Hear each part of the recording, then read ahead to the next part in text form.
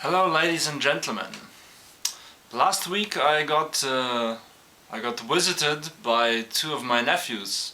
The one is almost 3 years old, and the other one is 8. So that's gonna be the topic of this video: how children learn a language and what we can learn of their processes, or out of their methods, if I can call it a method. Children like to imitate each other and, of course, adults. They imitate the words, they play with the words, they consciously make mistakes, and they have fun about it. And that's the difference between children. That's the difference between children and adults. Adults don't like to make mistakes. They're always embarrassed and not trying to make mistakes.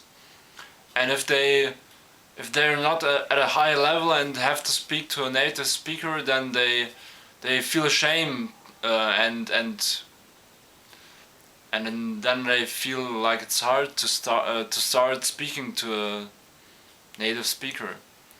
So children are very freely about that. They don't care. They just don't care if they make mistakes. And they may say a word for 100 times and say it wrong like for 50 times, even consciously, and then say it the right way for 50 times. They might speak out some letters in the wrong way for even 1 or 2 or 3 years.